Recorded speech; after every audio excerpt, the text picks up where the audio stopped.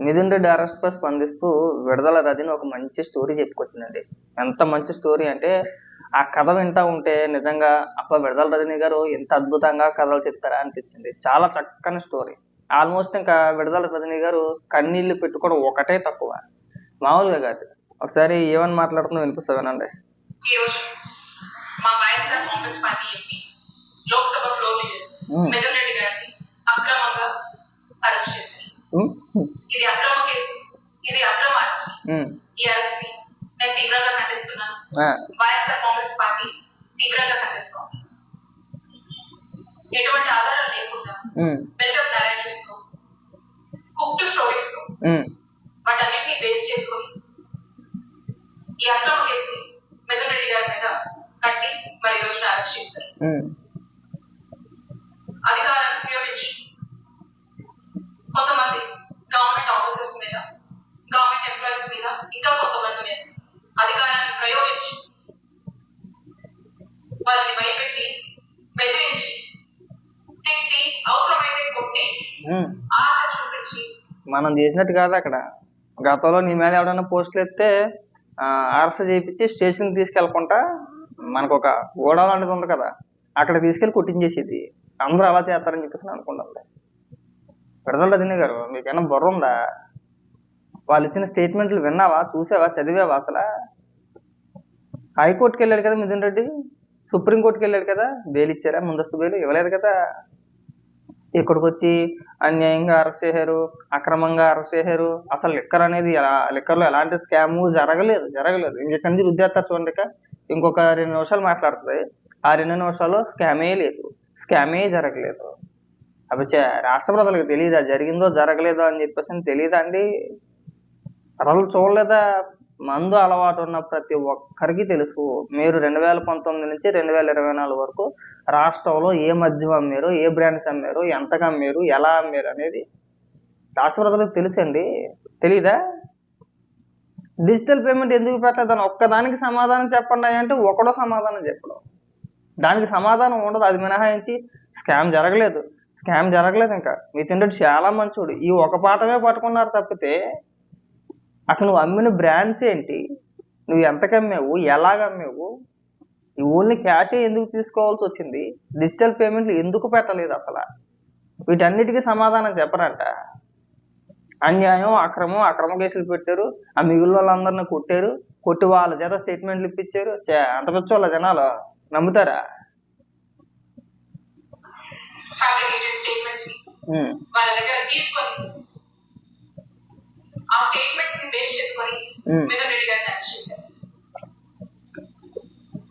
దీని liquor scam అని పేరు పెట్టి senior retired IAS Dhananjaya Reddy గారిని, ఓఎస్సీ కృష్ణమోహన్ రెడ్డి గారిని, చెవిరెడ్డి భాస్కర్ రెడ్డి గారిని, ఇప్పుడు మిథున్ రెడ్డి గారిని అరెస్ట్ చేశారు. మా హయాంలో, మా జగనన్న హయాంలో ఎటువంటి లిక్కర్ స్కామ్ జరగలేదు. నువ్వే చెప్పాలి. ఇదే కాదు, ఏ స్కామ్ జరగలేదు. మీరు ఎలా చెప్తున్నారండి ఏ స్కామ్ జరగలేదని చెప్పేసి? అక్కడ ఆధారాలు కనబడుతున్నాయి కదా సిట్ అధికారులు క్లియర్ గా చెప్తున్నారు. మీరు ఏదన్నా సరే మీరు కోర్టుకు వెళ్ళినప్పుడు, మిథున్ రెడ్డి కోర్టుకు వెళ్ళినప్పుడు వాళ్ళు కూడా చూస్తారు కదండి. సుప్రీంకోర్టు కూడా కేసు విచారణ ఏంటి, ఏ దశలో ఉంది, అసలు జరిగింది ఏంటి, ఇవన్నీ కూడా చూస్తారు కదా. ప్రభుత్వ వాదనలో వింటారు, అలాగే మిథున్ రెడ్డి వాదనలో, అంటే మిథున్ రెడ్డి తరఫున వాదించే లాయర్ల వాదనలు కూడా వింటారు కదా.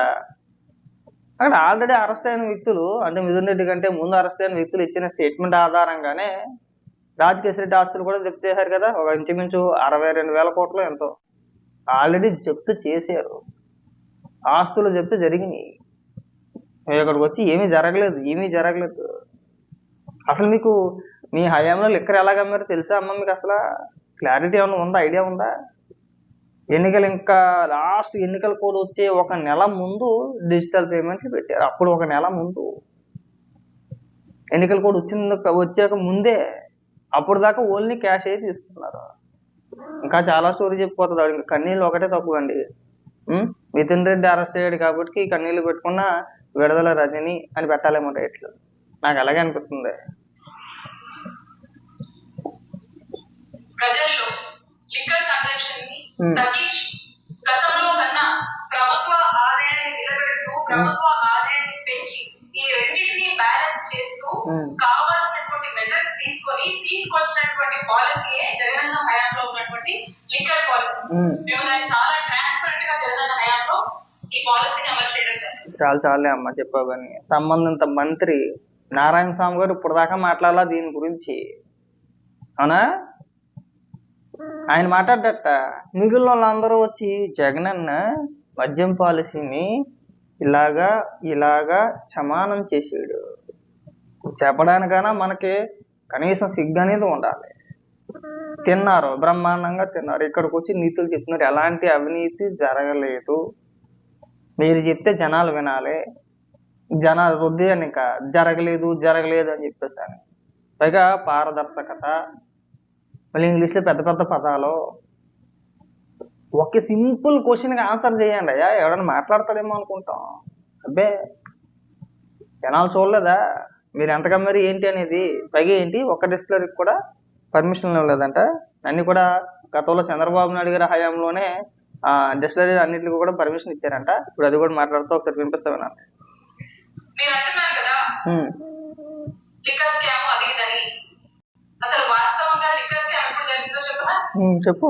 చంద్రబాబు నాయుడు గారి హయాంలో 2014 నుంచి 2019 వరకు మీరు తీసుకొచ్చినటువంటి లిక్కర్ పాలసీ రూల్స్ అన్ని డివేట్ అయ్యి ఏ విధంగా మీరు లిక్కర్ ని ఏ విధంగా మీరు ఎక్స్ప్లాయిట్ చేశారో అప్పుడు జరిగింది. దాన్ని స్కామ్ అంటారు. మరే అధికారంలో 5 ఏళ్ళు ఉన్నారు కదా, ఏం చేశారు?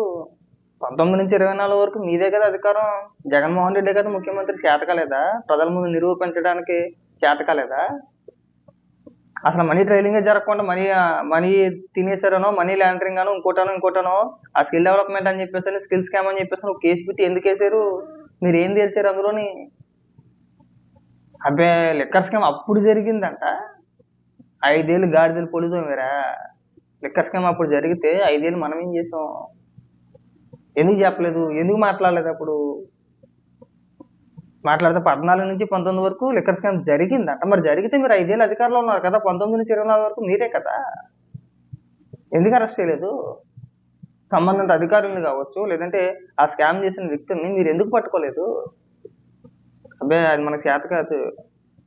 ఇప్పుడు మళ్ళా చంద్రబాబు నాయుడు గారి హయాంలో ఈ సంవత్సర కాలంగా మీరు తీసుకొచ్చినటువంటి లిక్కర్ పాలసీ, అలాగే ఏ విధంగా మీరు సిండికేట్ ఏర్పాటు చేసి మీకు నచ్చిన వాళ్ళ షాపుల నుంచి నచ్చిన రేట్లకి అమ్ముకోవచ్చు అనేటువంటి ఒక ఫ్రీడమ్ నుంచి ఆఖరికి ఈరోజు మా YSR Congress party MP Lok Sabha floor leader Mithun Reddy గారిని అయిపోయిందా? మళ్ళీ పట్టుకొని చూస్తుందా? మరి సపరేట్గా కనీసం ప్రాపర్గా కంప్లీట్ చేయలేదే, స్క్రిప్ట్ అక్కడ దాకా వచ్చిందా మనకి? దయచేసి ఇలాంటి ఉపన్యాసాలు ఇవ్వద్దండి. ఆధారాలతోనే అరెస్టులు చేశారు. ఏ ఆధారం లేకుండా అరెస్ట్ చేసేస్తానో, రిమాండ్కి వేసేస్తాం అంటే కోర్టులు ఊరుకోవు కదా. అన్ని ఆధారాలు చూపించిన తర్వాతే సుప్రీంకోర్టే చెప్పింది బెయిల్ ఇవ్వడానికి నిరాకరించింది కదా. మేము ముందస్తు బెయిల్ ఇవ్వలేమని చెప్పేసి సుప్రీంకోర్టు చెప్పింది. ఆ తర్వాతే కదా మన పనులను అరెస్ట్ చేసింది, అవునా? మీరు ఎన్ని రకాలుగా ప్రయత్నించాలో ముందస్తు బెయిల్ కోసం అన్ని రకాలుగా ప్రయత్నించారు. కోర్టులు బెయిల్ ఇవ్వలేదుగా, అందుకే కదా అరెస్ట్ చేసింది. ఇంకా ఎందుకంటే ఉపన్యాసాలు చెప్తారు ఇక్కడికి వచ్చి ఏమీ జరగలేదు అని చెప్తే అయిపోద్దా? ఇలాంటి ఉపన్యాసాలు ఇంకెప్పుడు ఇవ్వమాక. మిథున్ రెడ్డి మంచోడేమీ కాదు, మీ జగన్మోహన్ రెడ్డి అంతకన్నా సుతపోసేమీ కాదు. అసలు మెయిన్ విలనే జగన్మోహన్ రెడ్డి. రానున్న రోజుల్లో జగన్మోహన్ రెడ్డిని కూడా ఎత్తుతారు, అందులో ఎలాంటి సందేహం లేదు. లిక్కర్ స్కామ్ లో జగన్మోహన్ రెడ్డి ఖచ్చితంగా జైలుకి వెళ్ళబోతున్నాడు, ఇది రాసి పెట్టుకోవచ్చు.